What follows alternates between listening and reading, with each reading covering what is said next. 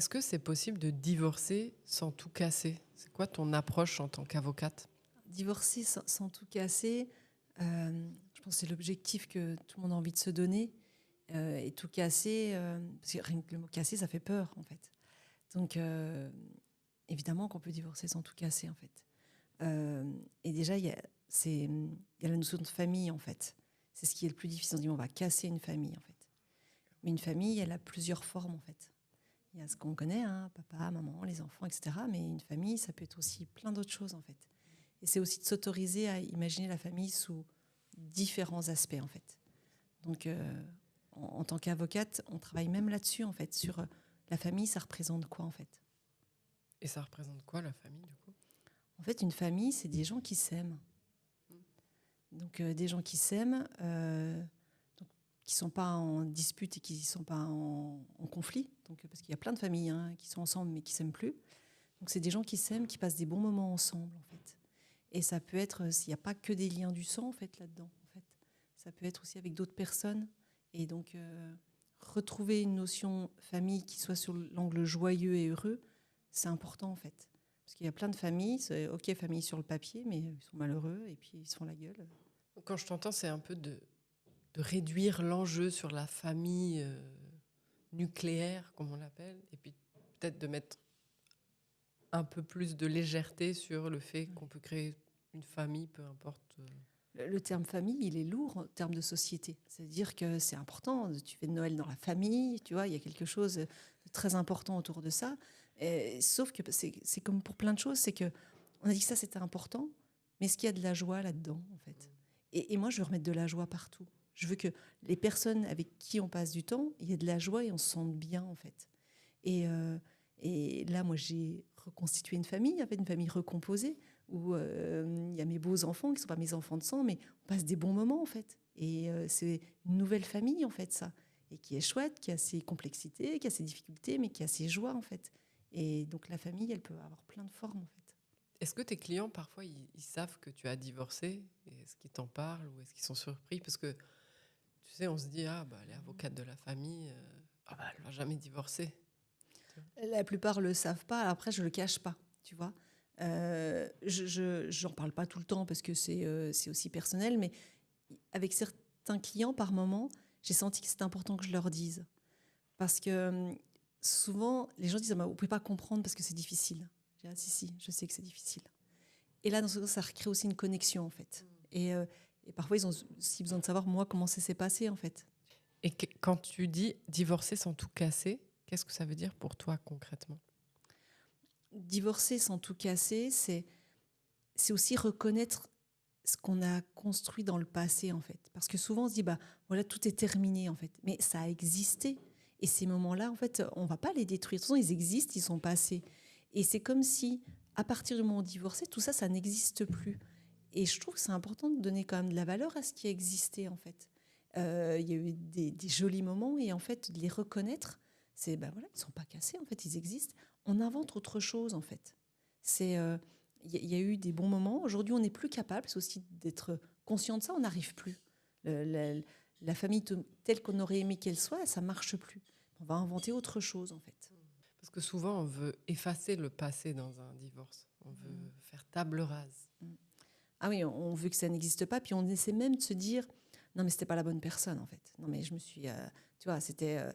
Et en fait, moi j'aime bien à ce moment-là expliquer que chaque rencontre, toutes les rencontres qu'on a dans notre vie, elles sont là pour quelque chose.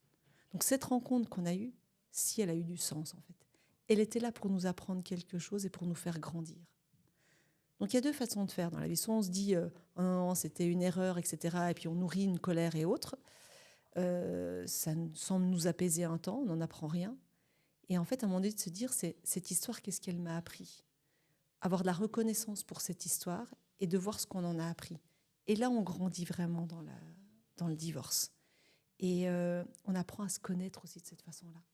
Je trouve que le but de la vie, c'est aussi de devenir la meilleure version de nous-mêmes et de nous connaître le mieux possible. Et les rencontres, les relations, elles sont là pour ça, en fait. Là, je me mets dans la peau de quelqu'un qui sort d'une relation conflictuelle ou toxique. Ça va l'énerver de t'entendre dire ça. Oui, je sais bien que ça va l'énerver.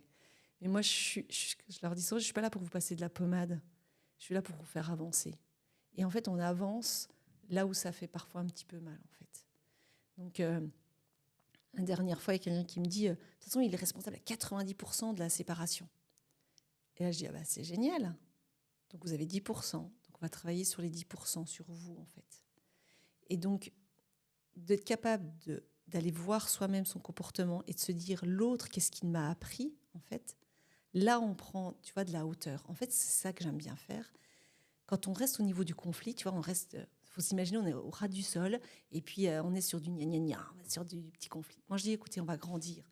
Vous allez même, des fois, je les fais se mettre debout dans mon bureau, tu vois, et vous regardez la situation. Vous vous mettez debout, là, et vous regardez l'histoire. Qu'est-ce que vous en pensez? Putain, c'est un peu ridicule, en fait, tu vois. Et donc, c'est déstabilisant, c'est désagréable, en fait. Mais il n'y a qu'en faisant ça, on bouge un peu. Et donc, tu sais, j'ai dû le faire pour moi. C'était pas facile de me dire, mais aussi, qu'est-ce que cette relation m'a appris sur moi et qui était importante. Et c'est comme ça que vraiment, enfin, on grandit. Et je trouve aussi on atteint une forme de sagesse qui fait quand même un peu du bien aussi. Mais du coup, toi, tu penses qu'un divorce peut vraiment bien se passer? En fait, il va se passer comme tu veux qu'il se passe. Si tu veux qu'il se passe mal, il se passera mal, en fait. Et c'est pour ça qu'il y a des divorces qui se passent très mal. Et c'est l'objectif qu'on se donne. Donc, c'est une des premières questions que je vais poser à mes clients. Vous voulez que ça se passe comment? Tu voulais que ce soit la guerre? Ça ne sera peut-être pas avec moi. Mais si vous voulez, ça le sera. Ça peut être vraiment la guerre. Quel objectif tu te donnes? C'est pour ça que quand moi, je mets en objectif la paix intérieure, je veux la paix, ok. Donc, on va aller dans cette direction-là pour obtenir ça. Donc, ça va par moment pas aller dans ce type de conflit-là. Ça ne servira à rien, on s'en fout. Donc, non, ça, on va lâcher ça pour pouvoir avoir la paix. Dans ta façon de travailler, toi, tu fais tout pour que le conflit n'explose pas. Mais parfois, est-ce que tu sens que ça va trop loin? Je ne sais pas si je fais tout pour qu'il n'explose pas, le conflit. Je suis là pour le déminer, parce que pendant, il existe, le conflit. Donc, à un moment donné, tu vois, il est là. Qu'est-ce qu'on en fait, en fait? Comment est-ce qu'on l'aborde? Et comment est-ce qu'on essaie de le déminer, en fait? Comment on en sort? Parce que souvent, les gens, en plus, ils disent... Ils veulent qu'il n'y en ait pas, en fait. Et plus ils veulent qu'il n'y en ait pas, plus il va y en avoir, en fait. Tu vois, donc, déjà, on ne va pas en avoir peur. Par contre, moi, je sais comment le déminer, en fait. Je sais comment, en fait, en sortir. Donc, faites-moi confiance. On va avancer ensemble et on va en sortir. Par contre, c'est ce que je disais tout à l'heure, si tu veux vraiment que ça se passe mal, ça peut très bien mal se passer. Ce que tu projettes va arriver. Je sais que c'est compliqué, ça, mais c'est un moment de dire qu'est-ce que je projette vraiment. En fait, il y a quelque chose qui est paradoxal. C'est que souvent, plus on veut éviter le conflit, plus on veut qu'il n'y en ait pas, plus là, il va émerger, en fait. Donc, en fait, c'est par rapport à ça qu'on va travailler. Est-ce que le système judiciaire, il aide à apaiser ou il tend à attiser le conflit, justement? Le système judiciaire tel qu'il est fait actuellement, j'espère qu'il évoluera, mais en tout cas, il n'est pas fait pour apaiser le conflit. C'est-à-dire qu'on va devant un juge, un donne ses arguments, l'autre donne ses arguments, un juge tranche. Donc, il n'est pas là pour apaiser. De plus en plus, on se rend compte que c'est quand même, ça ne fonctionne pas bien. Donc, on a des magistrats qui proposent des médiations. En Suisse, ça se fait d'ailleurs, ils le développent de plus en plus. On tente des médiations avant d'aller au contentieux. Donc, on le tente. Mais en fait, ce qu'il faut vraiment comprendre, c'est qu'une décision judiciaire, on pense qu'elle apaisera, qu'elle calmera le conflit. Pour moi, elle ne le calme pas, en fait. Soit elle l'envenime. Est-ce que le système judiciaire, il est juste? Alors, est-ce que le système judiciaire, il est juste? Tout dépend où on se positionne. Et il y en a un qui va dire, si, ça me convient, donc c'est juste. Et puis, pour l'autre, il n'est pas juste. Pour moi, il ne peut pas être juste, en fait. Parce qu'on est chacun dans nos vérités, en fait. Et c'est ça que moi, j'essaie de faire bouger. J'essaie de faire bouger nos propres vérités.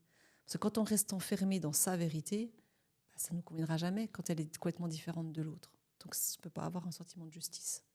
Mais souvent, lors d'une séparation, on vit vraiment un sentiment d'injustice, des deux côtés d'ailleurs. On vit, en fait, au moment de la séparation, il y a toutes les blessures qui rejaillissent. Injustice et trahison, abandon, rejet. On a le package. Donc, tu imagines bien qu'il y a tout qui explose, en fait.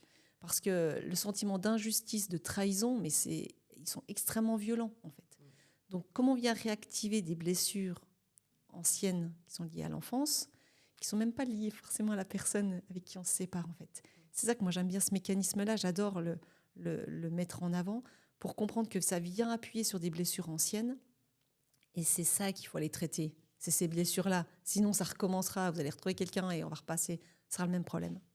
Et justement, est-ce que parfois tu protèges ton client contre lui-même, contre sa colère, sa honte? Protéger son client, je pense que c'est mon rôle, effectivement. Et le protéger, c'est parfois lui dire non. Lui dire, là, moi, ça, je ne ferai pas ça. Ou je ne suis pas d'accord avec vous, en fait. Et c'est mon rôle en tant qu'avocate de les protéger d'eux-mêmes, effectivement. Et c'est pour ça que moi, j'ai besoin qu'il y ait une relation de confiance avec le client. Parce que pour qu'il accepte que je lui dise non, il faut qu'il soit en confiance avec moi. Si on n'a pas créé une relation de confiance, il ne va peut-être pas accepter que je dise là, c'est la mauvaise direction, on est en train de faire de la merde. On arrête.